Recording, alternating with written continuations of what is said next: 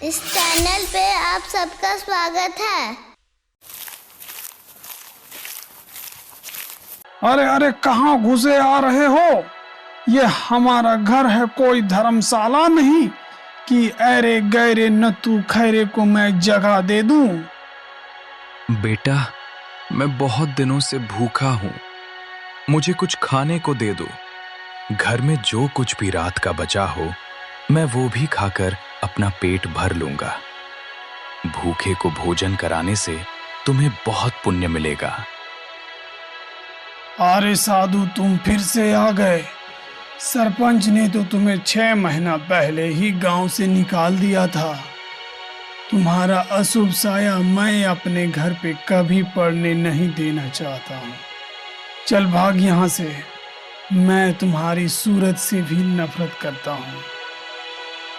बेटा, भोजन दान नहीं करना है तो मत करो, पर कम से कम अपनी वाणी में तो शीतल रहो। भगवान तुम्हारा भला करे बेटा। इतना कहकर वो साधु वहां से चला जाता है। कुछ दिन बाद वो सिद्ध साधु गांव में फिर नजर आता है। इस बार वो मोहन कुम्हार के घर के सामने जाकर खड़ा हो गया। वहीं रुक जाओ साधु, अपने हिस्से की दुर्भाग्यता अपने घर में ही रखो, हमारे घर में मत दो। सत्यानाश हो गया, जाने कहां से यह पाखंडी साधु आ गया। मेरा तो अब अमंगल ही अमंगल होगा। भगवान पर जिसका भरोसा कम हो जाता है उन्हीं लोगों का अमंगल होता है। मुझे बस थोड़ा सा दही दे दो। आज पूर्णिमा है। आज के दिन अगर दही से हवन किया जाए तो घर पर आने वाली विपदा कट जाती है। इतना सुनते ही मोहन कुमार तन कर बोला, घर? किस घर के बारे में बात कर रहे हो आप? आप तो ठहरे सन्यासी, आपका तो कोई घर है न ठिकाना। सीधे सीधे कहो ना कि आपको दही खानी है। हाँ बेटा, मेरा घर है और उसमें इस गांव से कई गुना ज्यादा जीव रहते हैं। मेरा घर वही जंगल है जहां मैं रहता हूं। वहां का हर जानवर मेरे घर के सदस्य हैं। मैं उनकी खुशियों के लिए हवन करना चाहता हूं। आपके लिए मेरे घर में कुछ भी नहीं है। आप अपना अशुभ साया लेकर के यहाँ से निकलो। निकल जाओ पाखंडी बाबा। इतना सुनकर साधु वहां से हंसते हंसते चले जाते हैं। नंदगिरी जंगल के पास नंदपुर नाम का एक छोटा सा गांव था। उसी गांव में ईशान नाम का एक गरीब लड़का अपनी पत्नी के साथ अपनी झोपड़ी में रहता था। वो दूसरे के खेतों में मजदूरी करता था और अपना घर चलाता था। एक दिन उसकी पत्नी उससे कहती है, ए जी, हम कब तक इसी तरह दूसरों के खेतों में मजदूरी करके अपना पेट पालते रहेंगे? ऐसा तब तक चलेगा क्या? हमारा यहाँ कठिन समय हमेशा के लिए हमारे भाग्य में लिख दिया गया है। मेहनत तो आप भी करते हो और दूसरों से ज्यादा करते हो, पर फिर भी हमारी आर्थिक स्थिति सुधरती क्यों नहीं है? नहीं रे नीलू, अमीर और गरीब बना हमारे हाथ में नहीं है। हमारे हाथ में तो बस मेहनत करना है, सो हम करते ही आ रहे हैं। और रही बात समय की, भगवान ने चाहा तो वो भी बदल जाएगा। बस हमें मेहनत के साथ साथ इंतजार करना है। हमारा भी वक्त बदलेगा और एक दिन हम भी अमीर हो जाएंगे। इसी तरह समय बिता गया और गांव में फिर वही सिद्ध साधु आया। इस बार उसने ब्रिजभूषण के घर के सामने खड़ा हो गया और बोला, बेटा, मुझे बहुत जोरों की प्यास लगी है, मुझे थोड़ा सा पानी पिला दो। प्यासे को पानी पिलाना बहुत पुण्य का काम है। अरे तुम जैसे पनौती साधु की दृष्टि मैं अपने घर पर नहीं पड़ने दूंगा। पानी पिलाना तो दूर की बात है, इस गांव में लोग तुम्हारे साए से भी डरते हैं। तुमने आज तक जिन घरों में भिक्षा मांगा है, तुम्हारे जाने के कुछ ही दिन बाद उसे घर पर भगवान न जाने कहां से विपदा भेज देता है। पलटू राम पिछले कई महीनों से थाने के चक्कर लगा रहा है। बेचारे मोहन की गया बीमार हो गई है। सरपंच ने तुम्हें यूं ही गांव से नहीं निकला था। तुम्हारे जाने के बाद उसका इकलौता बेटा लापता हो गया था। भूषण बेटा, मैं तो सबके घर सिर्फ भिक्षा मांगने गया था। और आज तो बस तुम्हारे पास मैं पानी मांगने आया हूं। इन सब घटनाओं में मेरा क्या दोष है? हम मनुष्य के वर्तमान में जो भी घटित होता है हमारे अतीत का ही फल है। हे ढोंगी साधु बाबा, आप अपनी मनहूसियत कहीं और दिखाइए। मुझे और हमारे घर को माफ कीजिए। मेरे घर में आपको देने के लिए पानी तक नहीं है। अब यहां से जाइए, नहीं तो मुझे आपको धक्के मार के यहां से निकलना पड़ेगा। तुम्हें कष्ट करने की कोई जरूरत नहीं है मेरे बेटे। तुम्हें अगर मुझे कुछ नहीं देना है तो मत दो, पर मेरा काम पूरा हो गया। अब मैं जाता हूं। भगवान तुम्हें सद्बुद्धि दे। इतना कहकर बृजमोहन के घर के सामने से वो सिद्ध साधु मुस्कुराते हुए निकल जाते हैं। कुछ दूर चलने के बाद उसे एक झोपड़ी मिलती है। उस झोपड़ी के सामने जाकर वो साधु वहां पर खड़े हो जाते हैं और अपने लड़खड़ाते हुए स्वर में कहते हैं, बेटा कोई है घर में? मुझे बहुत जोरों की भूख और प्यास लगी है। मेरी मदद करो, मुझे थोड़ा खाना और पानी दे दो। बेटा मेरी पुकार सुनो। तभी घर के अंदर से ईशान निकलता है। उसके चेहरे पर थकान और उसकी घर की आर्थिक मंदी साफ दिखाई दे रही थी। फिर भी उसने बड़े ही विनम्र भाव से कहा, हाँ बाबा जी, हमारे घर में बहुत सारा भोजन बना है। हमारे घर कुछ मेहमान आने वाले थे, परंतु वो सब किसी कारणवश नहीं आ पाए। मैं वो सारा भोजन आपको दे देता हूँ। आप उसे भोजन को बड़े ही प्यार से ग्रहण कीजिए और बदले में हमें अपना आशीर्वाद देते जाइए। तभी ईशान भागते हुए अपने घर के अंदर आता है और अपनी पत्नी से कहता है, अरे भाग्यवान, सुनती हो? बाहर बड़े सिद्ध साधु का आगमन हुआ है और वो बड़े विनम्र होकर मुझसे खाना मांग रहे हैं। अब क्या करूं? बड़े दिनों के बाद आज तो हमारे घर भोजन बना है और हम लोगों ने भी अभी नहीं खाया है। सहसा मेरे मुंह से निकल गया। बाबा आप ठहरिए, मैं आता हूं। अब क्या करूं? कैसी बातें कर रहे हैं जी? करना क्या है उसे? साधु को सम्मान पूर्वक बैठाइए और उसे हम लोगों का हिस्सा भी खिला दीजिए। लगता है वो कई दिनों से भूखे हैं। मैंने बहुत सुना है इनके बारे में। लोग इसे बहुत डरते हैं। कोई भी इनको अपने घर के आसपास भटकने भी नहीं देना चाहता है, तो खाना देना तो बहुत दूर की बात है। हम लोगों को उनकी मदद करनी चाहिए। तभी नीलू और ईशान दोनों उसे साधु को अपने घर के अंदर बुलाते हैं और बड़े ही सम्मान पूर्वक उसे अपने हिस्से का भोजन करने को दे देते हैं। भोजन बहुत स्वादिष्ट बना था। तुम दोनों ने मुझे भोजन कराकर ये सिद्ध कर दिया कि तुम दोनों का हृदय बहुत ही कोमल और साफ है।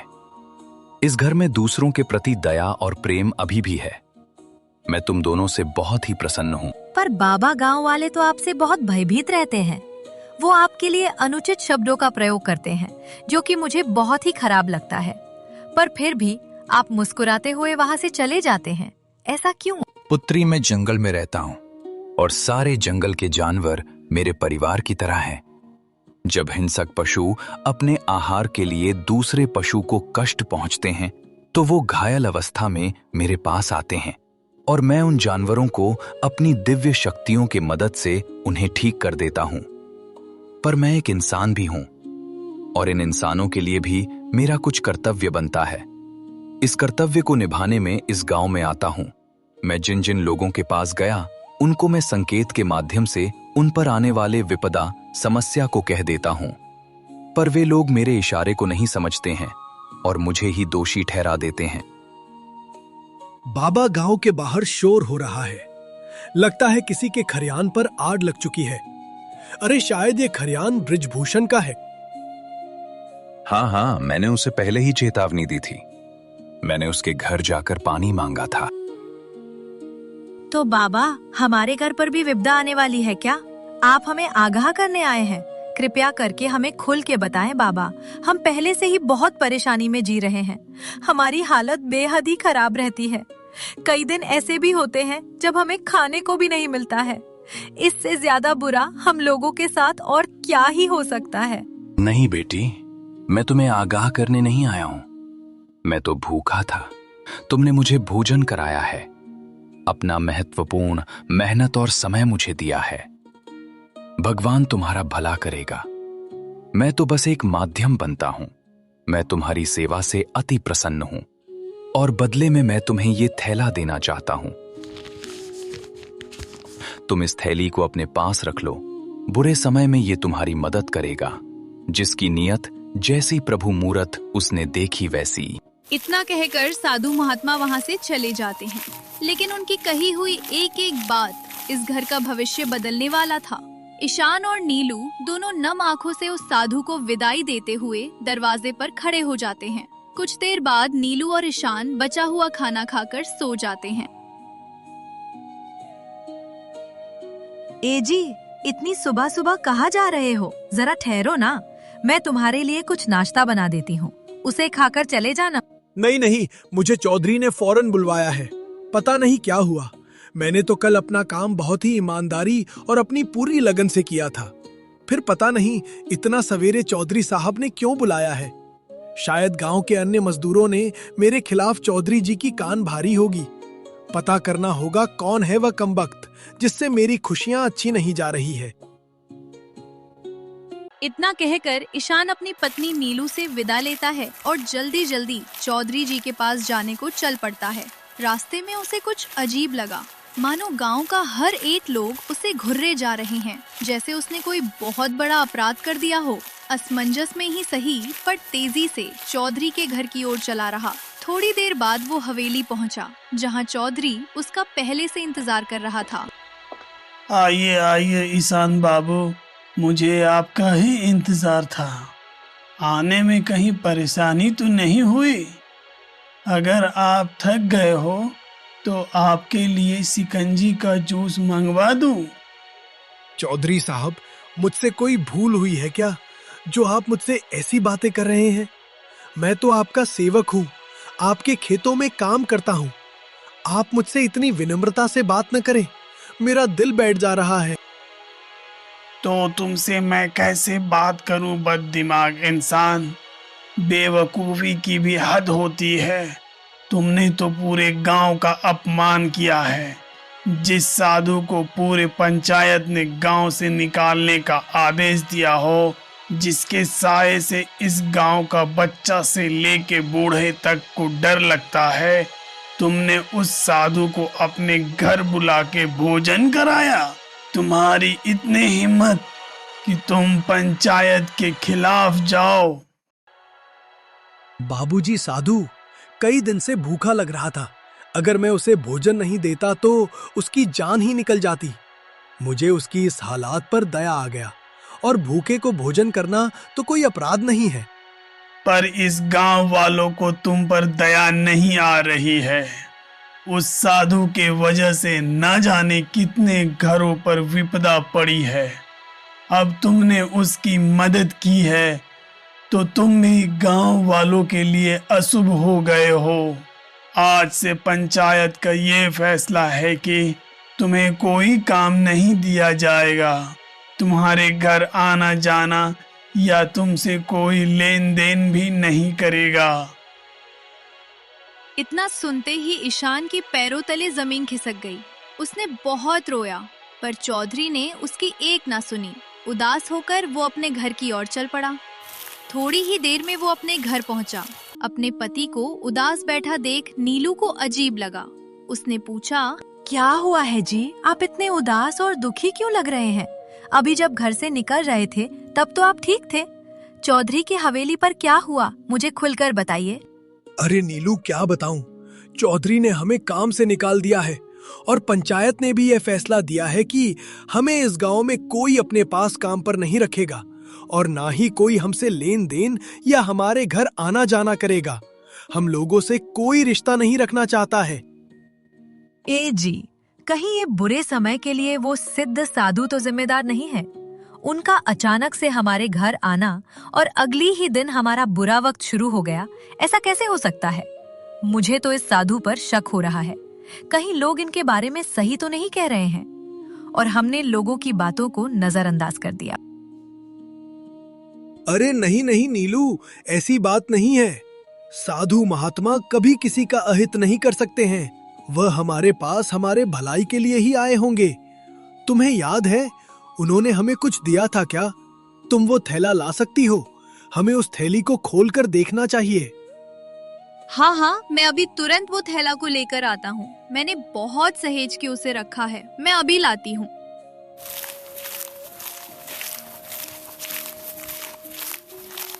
नीलू और ईशान दोनों उस थैले को खोलकर देखते हैं। दोनों हैरान हो जाते हैं क्योंकि उसमें कुछ रुपए थे, ढेर सारा मसाला और एक कागज का टुकड़ा था जिसमें कुछ लिखा हुआ था। दोनों ने उस कागज के टुकड़े को निकाला और उसे पढ़ने लगा। उसमें लिखा था, हर इंसान को ईश्वर ने एक दिव्य गुण देकर भेजा है और हमें उसे पहचानना होगा। मैं तुम्हारी मदद के लिए ही ये थैला दिया हूँ। इससे तुम्हारा कल्याण हो। भगवान तुम्हारा भला करे। नीलू, हमारे पास कौन सा हुनर है जो हमें ही पता नहीं? मुझे तो सिर्फ ईमानदारी से खेतों में मेहनत करना आता है। अरे भले ही हमारे घर अनाज की कमी हो, लेकिन जब भी तुम खाना बनाती हो मुझे बहुत स्वादिष्ट लगता है। क्या पता ये स्वाद पूरे गांव को अच्छा लगे। और इस थैली में महात्मा ने मसाला भी दिया है। इसका ये मतलब है कि मेरी मेहनत और तुम्हारे हाथों का स्वाद मिलकर हमारी किस्मत बदल सकती है। हाँ हाँ, शायद इसीलिए साधु महात्मा ने ये 5,000 रुपए दिए हैं। आप आज ही बाजार से एक थैला और कचौड़ियाँ बनाने का सामान लेकर आईं। घर के कुछ पुराने बर्तन हैं, उसे भी हम अपने दुकान में लगा देंगे। हाँ नीलू, मैं अभी तुरंत बाजार जाता हूँ और तुमने जो जो कहा है मैं वो सब ले आता हूँ। इतना कहकर ईशान बाजार की तरफ चल पड़ा। थोड़ी ही देर में उसने एक ठेला और कचौड़ी बनाने की सामग्री लेकर घर चला आया। नीलू और ईशान दोनों बड़ी मेहनत से काजोरिया बनाई और ठेले पर सजा के अगले दिन दूसरे गांव में उसे बेचने चल पड़ा।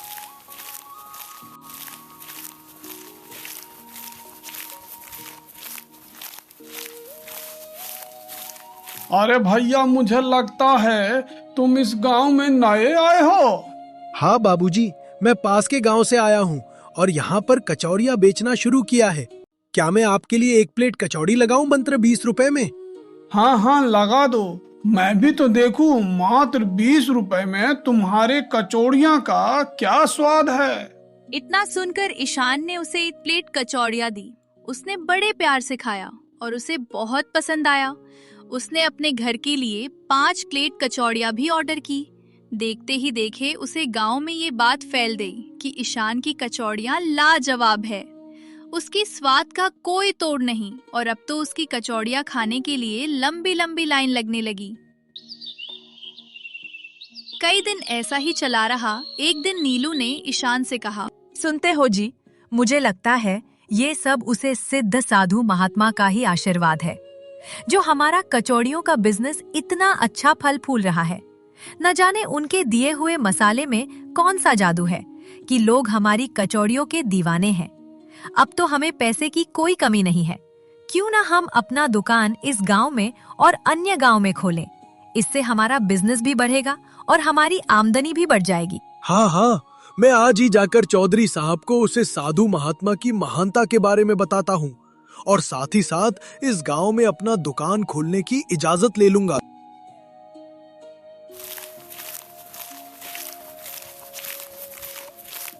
ईशान ने चौधरी साहब के बंगले पर जाकर चौधरी को सारी बात बताई।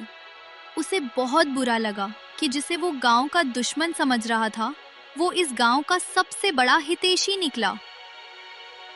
हम लोगों ने एक सिद्ध साधु का अपमान किया है। उसके इशारों को ना समझकर उसकी बेइज्जती की है। हम सबको जाकर उनसे माफी मांगनी चाहिए। ऐसा करने से वो हमें माफ कर देंगे और अपना आशीर्वाद पूरे गांव को देंगे। दूसरे ही दिन गांव के कई लोग उस साधु के पास पहुंचे। सब लोगों ने मिलकर उनसे माफी मांगी। साधु ने भी उन्हें मुस्कुराते हुए माफ करते हुए कहा, ईश्वर ने हम सबको एक विशेष गुण देकर इस धरती पर भेजा है। हम सबको उसे पहचान कर सच्चाई, ईमानदारी और दया के रास्ते पर चलना चाहिए और उन संकेतों को भी समझना चाहिए जो हमारे कल्याण के लिए हैं। उस दिन के बाद ईशान अपना दुकान कई गांव में खोल चुका था। पहले के ही तरह उसकी दुकान पर लोगों की बहुत भीड़ लगी रहती है, लेकिन अब वो गरीब, लाचार और बूढ़े ग्राहकों से पैसे नहीं लेता है, बल्कि उन्हें बड़े प्यार से मुफ्त में खिलाता है। इस वीडियो को देखने के लिए आप सभी का धन्यवाद।